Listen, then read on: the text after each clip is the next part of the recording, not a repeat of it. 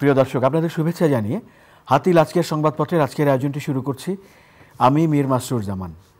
সংবাদপত্রের শিরোনামগুলোকে ঘিরে চলমান পরিস্থিতি নিয়ে আলোচনার নিয়মিত এই আয়োজনে আজ সম্মানিত অতিথি হয়ে আমাদের সঙ্গে রয়েছেন দৈনিক প্রথম আলোর কূটনীতি বিষয়ক সাংবাদিক জনাব রাহিদ এজাজ। আমরা স্বাগত জানাচ্ছি আপনাকে আমাদের মাঝে। জি, ধন্যবাদ। তো সংবাদপত্রের শিরোনামগুলো দেখে নিই, তারপর আলোচনায় যাচ্ছি। বাংলাদেশ প্রতিদিন। মেজর হাফিজউদ্দিন, নির্বাচন যত দেরি হাসিনার ষড়যন্ত্র তত বাড়বে। ক্রসফায়ার 2276 নেতাকর্মী, ইলিয়াস আলী সহ 153 জনকে গুম, ট্রাইব্যুনালে অভিযোগ বিএনপির। নির্বাচিত সরকার ছাড়া সংস্কারের বৈধতা দিতে পারব না, মির্জা ফখরুল ইসলাম। আপাতত হাসপাতালেই থাকবেন খালেদা জিয়া।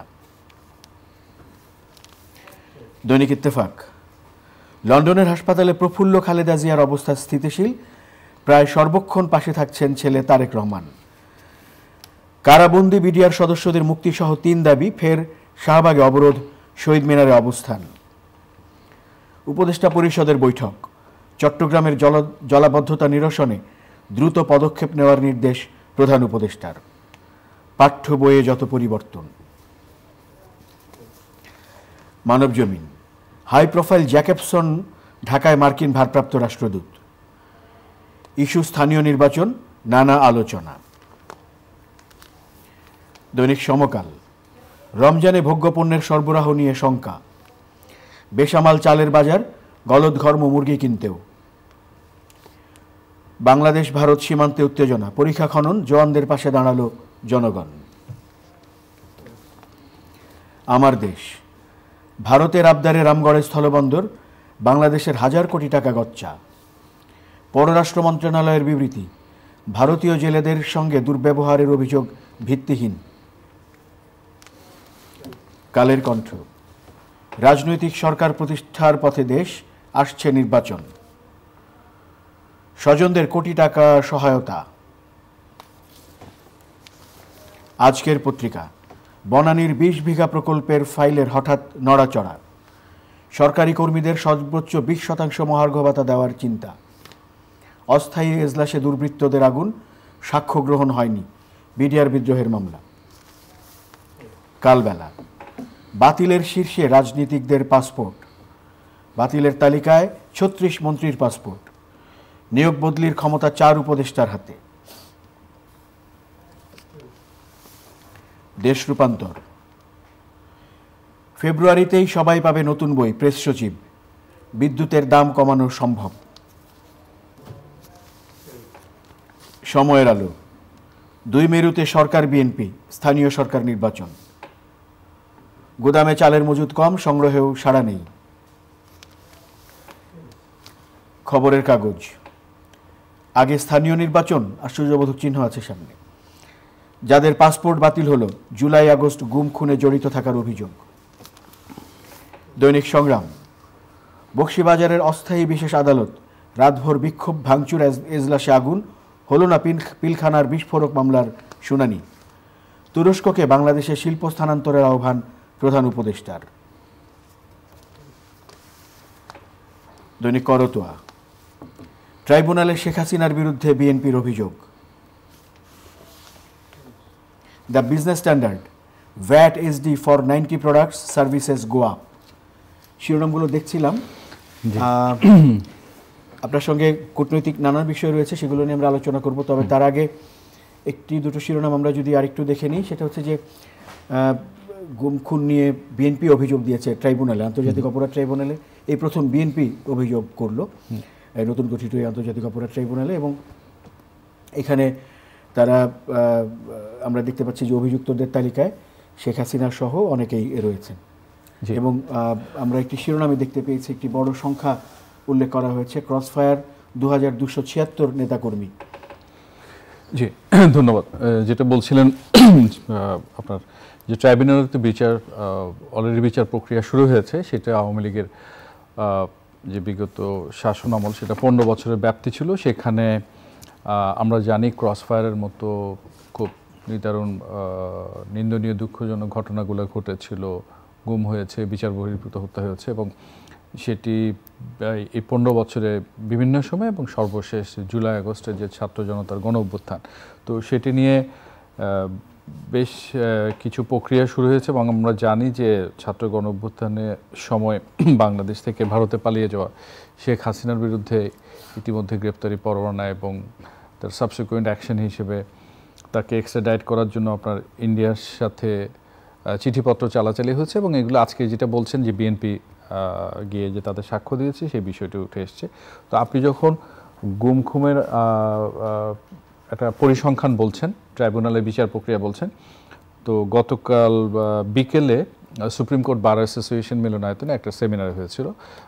সেমিনার না আলোচনা নয় বলতে পারে, যেটাকে তারা ব্লাস্ট এবং আর একটি মানবাধিকার সংগঠন মিলে করছে। তারা বলছে ক্রান্তিকালের ন্যায় বিচার, যেখানে দুজন এসেছিলেন আপনার ট্রান্সন্যাশনাল জাস্টিসের ব্যাপারে খুব অভিজ্ঞ, একজন সাউথ আফ্রিকায় ইয়াসমিন সুকি এবং আরেকজন হচ্ছে সুকা এবং কার্লোস ফার্নান্দেজ হচ্ছে স্প্যানিশ একজন অ্যাটর্নি। তো তারাও এই জিনিসগুলো বলছিলেন যে আমরা বারবার যখন বলছি একটা গণ অভ্যুত্থান বা ছাত্র জনতার অভ্যুত্থানের মধ্যে দিয়ে যে রাজনৈতিক পট পরিবর্তন ঘটেছে, সেখানে জবাবদিহিতা আছে। যে মানুষগুলো এই নৃশংসতার জন্য দায়ী, এই জুলাই অগাস্টের 36 দিন এবং তার আগের যে ঘটনাগুলো ঘটেছে সবগুলোকে জবাবদিহিতার আওতায় আনার প্রক্রিয়াটা শুরু হয়েছে। তো সেখানে এরা দুজন যে বিষয়টা বললেন, বিশেষ করে ইয়াসমিন সুকা তার সাউথ আফ্রিকার কনটেক্সটে, উনি সাউথ আফ্রিকার ট্রুথ অ্যান্ড রিকনসিলিয়েশন কমিশনের মেম্বার ছিলেন, এখন সাউথ সুদানের যে জাতিসংঘের বিশেষ কমিশন সেটার উনি কমিশনার। আর উনি, আমরা জানি যে আমাদের এই অঞ্চলের একটি দেশ শ্রীলঙ্কায়, সেখানে যে তামিল বিচ্ছিন্নতাবাদীর যে পৃথক তামিল ভূমির জন্য যে আন্দোলন, সেখানেও যে গণহত্যা হয়েছিল, সে ওই জায়গাতেও ওনার কাজ করার অভিজ্ঞতা। উনি বিশেষ করে সাউথ আফ্রিকার কনটেক্সটে যেটা বলছিলেন যে আমরা যখন বিচারের কথা বলি, দায়বদ্ধতার কথা বলি এবং একই সঙ্গে রিকনসিলিয়েশনের কথা বলি, তো রিকনসিলিয়েশন ন্যাশনাল ইউনিটি কখনোই হবে না বা সম্ভব না যদি আপনি জবাবদিহিতা নিশ্চিত না করেন, ন্যায় বিচার নিশ্চিত না করেন এবং যে মানুষগুলো ক্ষতিগ্রস্ত হলো, যারা তাদের স্বজনকে হারিয়েছে, যাদের অঙ্গহানি ঘটেছে, যাদের জীবন জীবিকা প্রশ্নের মুখে হয়েছেন, এবং তারা দুজনেই একটা কথা বলছিলেন, কাজটা কঠিন, খুব চ্যালেঞ্জিং, কিন্তু দেশীয় এবং আন্তর্জাতিক পরিসরে যে আইনি প্রক্রিয়াগুলো আছে সেগুলোর যদি যথাযথভাবে প্রয়োগ করা যায়, তাহলে এই বিচারের আওতায় অপরাধীদের আনা, তাদের দোষী সাব্যস্ত করা, এবং সেটা করলেই একটি হিলিং প্রসেস হতে পারে। এবং আমরা জানি যে সাউথ আফ্রিকার প্রসেসটা খুব লম্বা এবং অনেক ঝড়ঝঞ্ঝার মধ্যে দিয়ে তাদের যেতে হয়েছে। তারা সেখানে চিলির অগাস্তে পিনোশের কথা বলছিলেন, আপনার নিশ্চয় মনে থাকার কথা, 90 দশকে যখন তিনি যুক্তরাজ্যে ছিলেন, তাকে হস্তান্তর হবে, এক্সট্রাডাইট করা হবে কি হবে না, এটা যুক্তরাজ্যের পার্লামেন্টে বিতর্ক হয়েছিল, আলোচনা হয়েছিল। তো এবং আমি মনে করি আমরা এখন যে ট্রানজিশনের মধ্যে যাচ্ছি এবং যেই সংবাদ দিয়ে শুরু করলেন, সেখানে আজকের আলোচনাটা খুব প্রাসঙ্গিক এই জন্যই যে আমরা জবাবদিহিতা নিশ্চিত করতে চাই, বিচার প্রক্রিয়াটা শেষ করতে চাই, কিন্তু আলটিমেট লক্ষ্য হচ্ছে আমরা এই বিয়োগান্তক দিকগুলো এবং অন্ধকার দিকগুলো ফেলে সামনের দিকে এগোতে চাই। কিন্তু সামনে এগোতে হলে এই যে বিচার করা, জবাবদিহিতার আওতায় অপরাধীদের আনা, সেটা কিন্তু খুব জরুরি। তো আমি মনে করি যে আজকে আলোচনাটা হয়েছে সেটি খুবই প্রাসঙ্গিক। সংস্কার, নির্বাচন, এগুলো নিয়ে তো শিরোনাম প্রতিদিনই থাকছে। জি, তো আমরা বিএনপি মহাসচিব জনাব মির্জা ফখরুল ইসলাম তিনি বলেছেন যে নির্বাচিত সরকার ছাড়া সংস্কারের বৈধতা দেওয়া যাবে না। আবার আগে স্থানীয় নির্বাচন না জাতীয় নির্বাচন, সে নিয়েও কথা আছে। সেখানে বলা হয়েছে যে বিএনপির তরফ থেকে স্থানীয় নির্বাচন আগে, জাতীয় নির্বাচনের দিকে জোর দেওয়া হচ্ছে। জি, দেখুন, এটাই বলা হচ্ছে, বিএনপি বরাবরই বলছে, এটি নতুন নয় অনেকের, এবং আমরা সংবাদকর্মী হিসেবে মোরলেস প্রতিদিনই দেখছি বিএনপির নানান স্তরের নেতারা কিন্তু এই কথাটা বলছেন যে নির্বাচনের কথা, এবং তারা যে সংস্কার যে প্রক্রিয়াটা অন্তর্বর্তী সরকার শুরু করেছে এবং এক ধরনের টেনশন বা অস্বস্তি যে আছে ওটা বলাই বাহুল্য। তো এই কথাটা তারা বারবার জোর দিয়ে বলে আমার মনে হয় তারা একটা খুব সুস্পষ্ট টাইমলাইনটা নিতে চান। কারণ আমরা জানি সংস্কারের একটা ডেট ছিল 31শে ডিসেম্বর, সেটি কিন্তু মেয়াদটা বাড়ানো হয়েছে 15 দিন। তো এর পাশাপাশি অন্তর্বর্তীকালীন সরকার কিন্তু স্থানীয় পর্যায়ে নির্বাচনের কথাটাও বলছেন, এবং সেটিও কিন্তু নতুন না, গত আমি যদি বলি কম বেশি 1 মাসের মতো আলোচনা হচ্ছে। এবং বিএনপি এখন ওই জায়গাতে আরও পরিষ্কার করে তাদের যে মতপার্থক্যটা স্পষ্ট করে দিল, যখন বলছে যে সংস্কার তারা শুরুতে এভাবে বলতো, হ্যাঁ কিছু সংস্কার, ন্যূনতম সংস্কার এমন, কিন্তু এখন সংস্কারটা যেভাবে যাচ্ছে এটা যে তাদের পছন্দ নয়, তাদের মতের সাথে সেটির পরিষ্কার রিফ্লেকশনটা আমি বলবো যে স্থানীয় সরকার পর্যায়ের নির্বাচনের দিকে তারা এক ধরনের মত দিয়ে দিয়েছে, যে এটা করার জন্য তাদের আলোচনায় ডাকা হলে তারা সেটাতে সায় দেবে না, তাদের সম্মতি নেই, বিষয়টা এরকম। আর অন্তর্বর্তী সরকারের প্রধান উপদেষ্টা এবং একাধিক উপদেষ্টা বারবার বলেছেন তারা সংস্কার এবং নির্বাচনের প্রস্তুতি বা প্রক্রিয়া দুটো প্যারালালি যেতে চান। তো সেই জায়গায়, এবং আপনার নিশ্চয় মনে আছে নির্বাচন কমিশন সংস্কারের জন্য যে কমিশন, সেই বদিউল আলম মজুমদার সাহেব এবং তার সহকর্মীরাও বলেছেন যে একটা ট্রায়াল অ্যান্ড এরর পদ্ধতিতে ধরেন লোকাল গভর্নমেন্ট ইলেকশনগুলোকে তারা দেখতে চান, অর্থাৎ যেই বিবর্তনের মধ্যে দিয়ে এখন বাংলাদেশ যাচ্ছে সেই বিবর্তন বা পরিবর্তনের মধ্যে স্থানীয় পর্যায়ে হলে তাদের যুক্তিটা এরকম, কিছু ভুল ত্রুটি বা ব্যত্যয় থাকলে সেগুলো শোধরানোর উপায় থাকবে, এই হচ্ছে তাদের যুক্তি। অর্থাৎ দুপক্ষের অবস্থানটা কিন্তু খুব পরিষ্কার, যে এক পক্ষ চাইছেন যে না স্ট্রেইট ইলেকশনের রোডম্যাপ ঘোষণা করে সেদিকে চলে যান, আর আপনারা বলছেন যে কিছু সংস্কার এবং যে কমিশনগুলো করা হয়েছে কমিশনের সুপারিশ দেওয়ার পর এক ধরনের ডায়ালগ হবে পলিটিক্যাল পার্টিগুলোর সাথে, সেই করে তারা সংস্কারটা করে প্যারালালি চলতে চান। তো এইটারই আমি মনে করি কি এটা গত 1-1.5 মাস ধরে যেটা চলছে তাতে নতুন মাত্রা যুক্ত হয়েছে স্থানীয় সরকার নির্বাচনটা। প্রতিদিন এমন ছোট ছোট মুহূর্তগুলো তৈরি করে জীবনের গল্প। Hatil, live and relieve.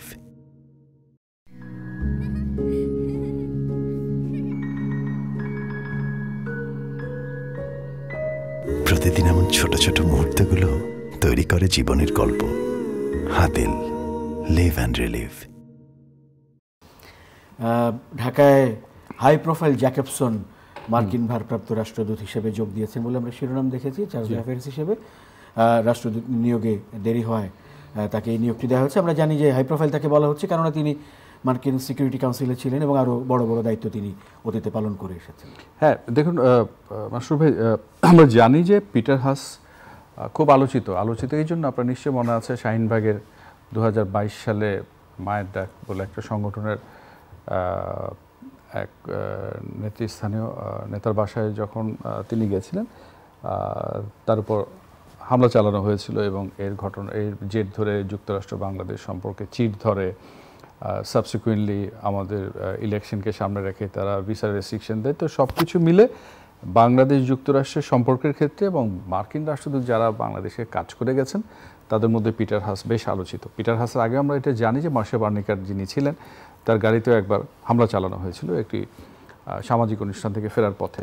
তো পিটার হাস এমন এক সময় এই ঘটনার মুখোমুখি হয়েছিলেন যখন নির্বাচন, রাজনীতি, গণতন্ত্র নিয়ে দেশে এবং দেশের বাইরে নানা পরিসর আলোচনা হচ্ছিল। তো পিটার হাসের উত্তরসূরি হিসেবে ডেভিড মিলিকে প্রেসিডেন্ট জো বাইডেন মনোনীত করেছিলেন। আমরা জানি যে আমেরিকা একটা প্রসেসের মধ্যে দিয়ে এই রাষ্ট্রদূত বা হাইকমিশনারদের করা হয়। সাধারণত প্রেসিডেন্ট একজনকে মনোনয়ন দেন, মনোনয়ন দেওয়ার পর তাকে নিয়ে মার্কিন সিনেটে একটা শুনানি হয়, অর্থাৎ তিনি কেন যাবেন, কোন যুক্তিতর্ক হয় এবং এই ফরেন রিলেশন যে কমিটিতে, সেখানে শুনানি শেষে তারা যদি কনভিন্স হয় তাহলে কিছু বিরল ব্যতিক্রম বাদ দিলে ওই শুনানিতে অংশগ্রহণের পরে তিনি রাষ্ট্রদূত হিসেবে চূড়ান্তভাবে নিয়োগ পান। তো ডেভিড মিলিকে নিয়োগ দেওয়া হয়েছিল বছরের প্রথমার্ধে, কিন্তু নানান কারণে সেই শুনানিটা হয়নি এবং তাতে এটা স্পষ্ট যে ডেভিড মিলি বাংলাদেশে আসছেন না। এখন বাংলাদেশে জুলাই আগস্টে রাজনৈতিক পট পরিবর্তন হয়েছে, বাংলাদেশ ভারতের সম্পর্কে টানাপোড়েন ইতিহাসে বিরল সেটি ঘটছে। আবার ভারতের সাথে যুক্তরাষ্ট্রের বিশেষ সম্পর্ক রয়েছে, কৌশলগত সম্পর্ক আছে। আবার বাংলাদেশের আরেক প্রতিবেশী মিয়ানমারে একটা চরম কি বলবো অশান্ত অস্থিতিশীল যাই বলি না কেন, খুব টালমাটাল অবস্থার মধ্যে যাচ্ছে। তো এই অবস্থায় মার্কিন প্রশাসন মনে করছে যে বাংলাদেশের এই ট্রানজিশনের সময় সিনিয়র কাউকে পাঠানো উচিত এবং সে জায়গায় তারা ট্রেসি জ্যাকবসনকে বেছে নিয়েছেন। ট্রেসি জ্যাকবসন হচ্ছেন একজন ক্যারিয়ার ডিপ্লোম্যাট, যিনি আপনার তাজিকিস্তান, তুর্কমেনিস্তান এবং কসোভোতে অ্যাম্বাসেডর ছিলেন। উনি আপনার কূটনীতিক হিসেবে দায়িত্ব পালনের পাশাপাশি যুক্তরাষ্ট্রের ন্যাশনাল সিকিউরিটি কাউন্সিলের কথা বলেন, সেখানে একটা সিনিয়র পজিশন হোল্ড করতেন এবং সব কিছু শেষ করে 17 সালে উনি কিন্তু অবসরে চলে যান। 21 সালে তাকে আবার ফেরানো হয় সার্ভিসে। 21 সালে ফিরে তাকে আফগানিস্তানে যে যুক্তরাষ্ট্র নিজেদের প্রত্যাহার করে নিল, ওই সময় তিনি স্পেশাল অ্যাসাইনমেন্টে ছিলেন। তো যার ন্যাশনাল সিকিউরিটি কাউন্সিলে কাজ করার অভিজ্ঞতা আছে, গুরুত্বপূর্ণ অনেকগুলো দেশ, আমি 3টা দেশে অ্যাম্বাসেডার অ্যাসাইনমেন্ট বললাম, তিনি সাউথ কোরিয়া ছিলেন, রাশিয়া ছিলেন, লাটভিয়া ছিলেন, এরকম আরও অনেক দেশে ছিলেন।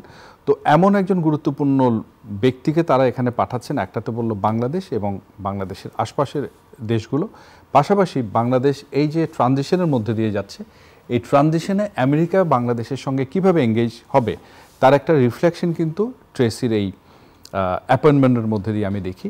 এখানে একটা কথা মনে করিয়ে দিতে চাই, আপনার নিশ্চয়ই মনে আছে প্যাট্রিসিয়া বিটুনিস বলে এক মার্কিন রাষ্ট্রদূত ছিলেন আমাদের এখানে যখন সেনাশাসিত তত্ত্বাবধায়ক সরকার 2007 ক্ষমতায় আসে। তো তিনি সাধারণত রাষ্ট্রদূতদের নিয়োগগুলো 2.5 থেকে 3 বছরের হয়ে থাকে। প্যাট্রিসিয়া বিটুনিস 14 মাসের মাথায় কিন্তু ইরাকে ডেপুটি অ্যাম্বাসেডার হয়ে চলে যান। তো তখন ওই প্যাট্রিসিয়া বিটুনিসের ছেড়ে যাওয়া এবং এরপরে যে জেমস এফ মরিয়ার্টি তাকে স্থলাভিষিক্ত হিসেবে এখানে যোগ দেন, মাঝখানে 9 মাস ফাঁকা ছিল। তখন গীতা পাসি নামের একজন সিজন ক্যারিয়ার ডিপ্লোম্যাট ছিল, তো তিনিও 9 মাস ভারপ্রাপ্ত রাষ্ট্রদূতের দায়িত্ব পালন করেছিলেন। তো সেই জায়গাতে আমি বলবো যুক্তরাষ্ট্রের ব্যবস্থায় বা প্রক্রিয়া এটা নতুন কিছু নয়, যে বিশেষ পরিস্থিতিতে বিশেষ পটভূমিতে, কারণ নতুন একজনকে ডোনাল্ড ট্রাম্প মনোনীত করবেন, তার শুনানি হবে, তো সব প্রক্রিয়া মিলে 6 থেকে 8 মাস 10 মাস লাগতেই পারে। তো সেই বিবেচনা আমি মনে করি ট্রেসি জ্যাকবসনের মতো একজন সিনিয়র কাউকে পাঠানোর মধ্যে দিয়ে যুক্তরাষ্ট্রের এই মেসেজটা ক্লিয়ার, বাংলাদেশের এই ট্রানজিশনে, ডেমোক্রেটিক ট্রানজিশনে, রিফর্মে তারা খুব জোরালোভাবে বাংলাদেশের সাথে যুক্ত থাকতে চায়। এটারে বহিঃপ্রকাশ এই অ্যাপয়েন্টমেন্টটা। আরও কয়েকটি গুরুত্বপূর্ণ কূটনৈতিক বিষয় রয়েছে, আমরা যেমন আগে বলছিলাম। একটি হচ্ছে যে এর মধ্যে মাননীয় প্রধান উপদেষ্টা তিনি তুরস্কের সঙ্গে বাণিজ্য বাড়ানোর বিষয়ে কথা বলেছেন। আমরা জানি যে এরই মধ্যে তুরস্কের বাণিজ্য মন্ত্রী ওমর বোলাত তিনি সফরে রয়েছেন গুরুত্বপূর্ণ প্রতিনিধি দল নিয়ে। জি, ওমর বোলাতে যেটা বলছিলেন, ওমর বোলাত বাংলাদেশে এসেছেন স্পেশাল জেট নিয়ে এবং একটা হাইপাওয়ার ডেলিগেশন নিয়ে। আমরা যদি একটু পিছনে ফিরে তাকাই, আর্সেলিক বলে তুরস্কের একটি বড় গ্রুপ, তারা বেশ কয়েক বছর আগে সিঙ্গারটা অ্যাকোয়ার করেছে। তারা পাওয়ার সেক্টরে ইনভেস্টমেন্ট করেছে এবং গত 5-6 বছর ধরে তারা আমাদের প্রতিরক্ষা খাতেও কিন্তু বেশ বিনিয়োগ করছে এবং তারা একটা বৃহদায়তনের হাসপাতাল করতে চায়, যেটা ইস্তাম্বুলে একটা হাসপাতাল আছে। তো যেই পরিমাণ জায়গা তারা চাইছিল গত কয়েক বছর ধরে, বিগত সরকার সেটা দিতে পারেনি, এটা সম্ভব নয়, তারা ঢাকার মধ্যেই চাইছিল। তো তাদেরকে বারবার বলা হয়েছিল ঢাকার বাইরে কোথাও দেওয়া যায়। তো এবার যে ডেলিগেশনটা আসছে, এবং ওমর বোলাত খুবই একজন প্রভাবশালী রাজনীতিবিদ, তুরস্কের বর্তমান সরকার কাঠামো এবং ব্যবসায়িক পরিসরে তার যথেষ্ট প্রভাব প্রতিপত্তি আছে। তো সেই জায়গায় বাংলাদেশে এখন যে সরকারটা ডক্টর ইউনূসের নেতৃত্বে আছেন, সেটি একটি অন্তর্বর্তীকালীন সরকার। সাধারণত আমরা দেখি যে একটা ট্রানজিশনে একটা ধারণা নেওয়া হয় অনেক কিছু স্টেবল না, স্ট্রং ফুটেজে না, ইলেক্টেড রেজিম নেই, তো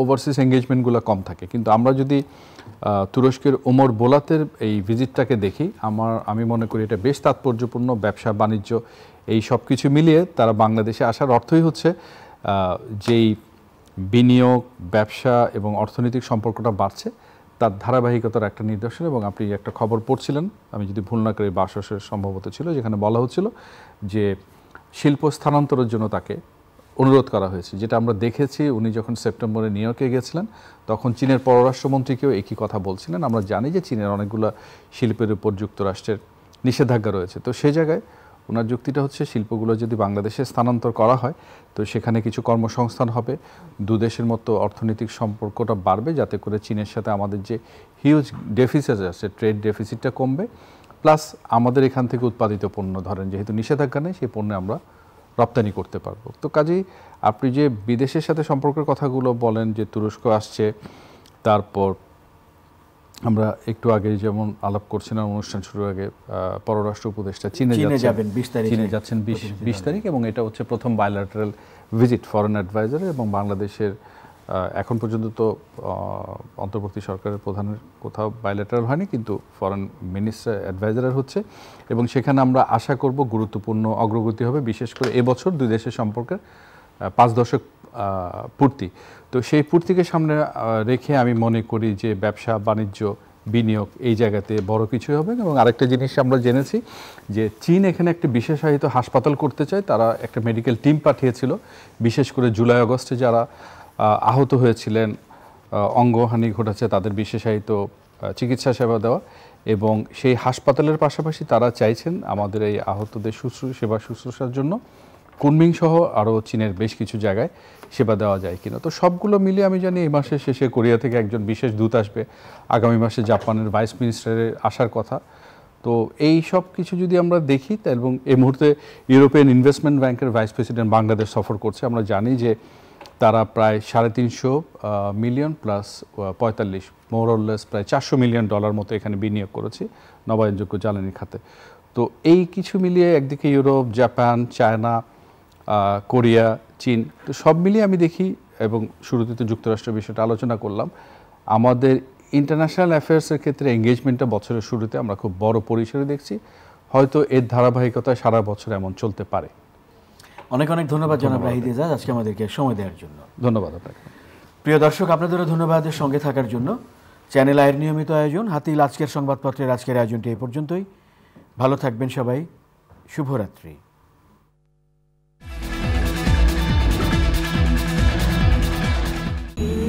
বসন্তের